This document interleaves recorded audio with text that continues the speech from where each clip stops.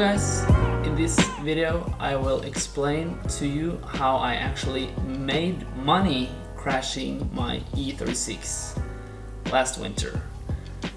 It all comes down to actually like the price I paid for the car. It's not anything about insurance fraud or anything. I actually didn't have a good insurance on the car, so I got nothing from the insurance company, but still.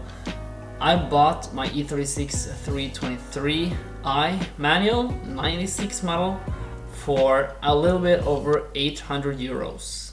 So that's really cheap, and I thought the car was going to be in really bad condition, but it wasn't. It was actually pretty good. That's the part that really sucks. The car was actually really good and I destroyed it. But anyways, let's get back to the part where how I made the money on it, because I'm not gonna waste your time. Anyways, I paid a little bit over 800 euros for the car, and I got it with winter wheels and summer wheels, and that was really nice. But you may be thinking that this was a wreck and a total car, and it was.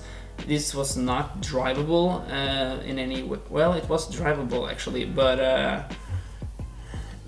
I could not drive it on the road because it was seriously damaged in the body and the frame and everything. And I know a lot of you have been commenting on my last video of the crash and saying that this is an easy fix and it's fixable. But all of you that has been commenting and saying that, I hope you are not still feeling the same way now that I'm telling you I paid 800 euros for the car, because it would cost a lot more than 800 euros to get that car in good condition again.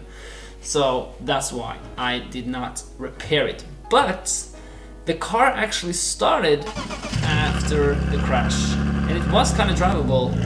So I was able to drive the car around a little bit, but like the engine was in good condition. It actually worked, and so that was the main source of income for this car.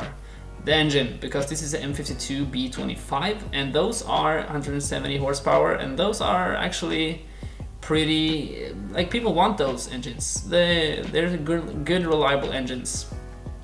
So that's I posted my car online saying I wanted to sell parts from it, or sell it like complete, sell the whole car with all its parts, and I did actually.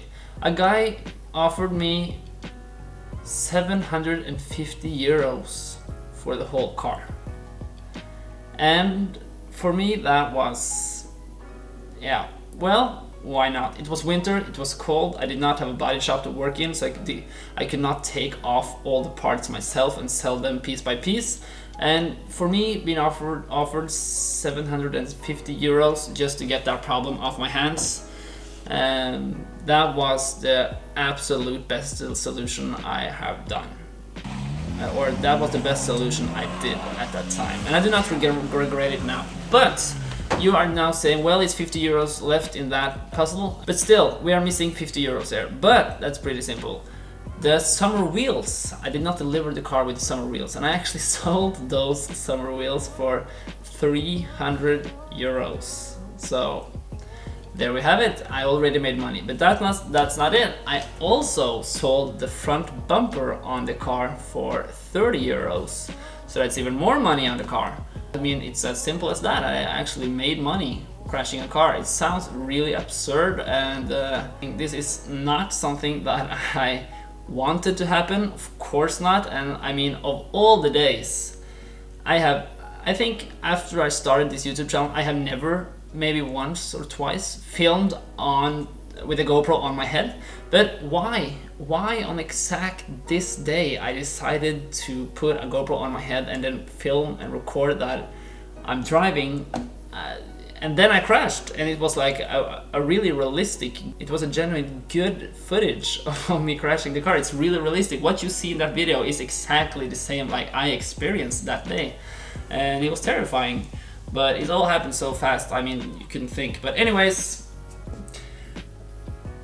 what you came here for is to know how I made the money. And I simply made money because it comes back to one thing. I did a really good deal on this car. It was advertised for 1,000 euros, but I got the price down to 800 euros.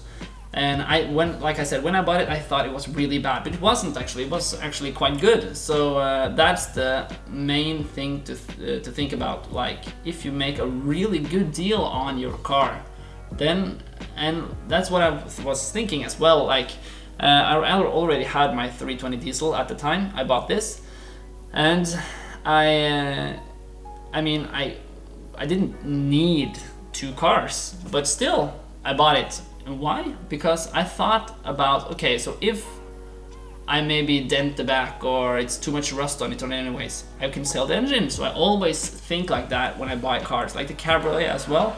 That has an M50B25 in it, and that's a lot of value. And the hardtop is a lot of value. And like, if you just take the hardtop and the engine in my Cabriolet, that's like 80% of the value what I bought it for. So yeah. So I am not intending to crash my Cabriolet though. Yeah, that's what I'm saying. I'm not going to crash my Cabriolet. But yeah, anyways, I hope you like this episode. I do not know why I felt the need to take up this incident again and the crash, but I feel like a lot of you guys are having a lot of questions and stuff like that around everything that happened that day. And if you guys want, I can make another video, for example, answering your comments in the video of me crashing, and or other stuff like that. If there's other things you are wondering, feel free to ask, or maybe I can make a video about it if you want to, because yeah, it was an honest mistake. I really miscalculated how the car behaved on slippery surface. I did check the road actually a few, maybe 200-300 meters before, and there it was slippery, but not that slippery, and then suddenly it got ice under the snow, and then I rolled over. But anyways, I can explain a lot more if you guys want to. And the guy who actually bought that car for me for 750 euros, that's the same guy who helped me swap the transmission on my 325 Cabriolet, which I have in the driveway right here. And the most funny thing is that he has a shop, as you know, and he has time to dismount things and sell parts. And he actually, in total, because here in Norway you get $350 for turning your car in for scrap metal, but so including that and parts, that guy actually, he ended up with 1,800 euros from my car. So this was a smart guy. He actually made money again. I thought that I ripped him off by selling it for 750 euros, but I guess not, because he made twice the amount that I made on it. So E36s are quite popular cars, and a lot of people need parts. So yeah, I mean, it comes down to that.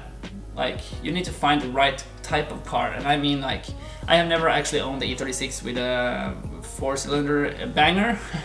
I just owned the straight 6, one 320, one 323, the one I crashed, and 2 at the same time actually, 325s.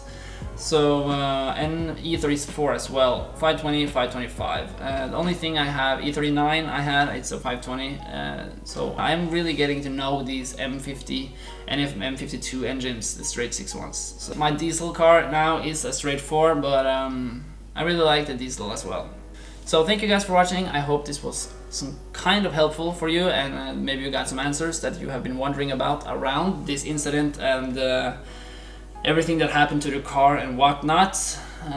Yeah, if you're not a subscriber, maybe you could consider subscribing, and maybe also follow me on Instagram if you want to. I post a lot of updates there about the videos I'm going to make, and other daily stuff that's happening to my car. And I do drive a BMW, so there is a lot happening to my cars all the time. There are always something that is not working, and always something to fix. Like right now I'm fixing a lot on my 320 diesel E36, and yeah, there is not, let me say the least, it's not one thing that's wrong with that car, it's a lot.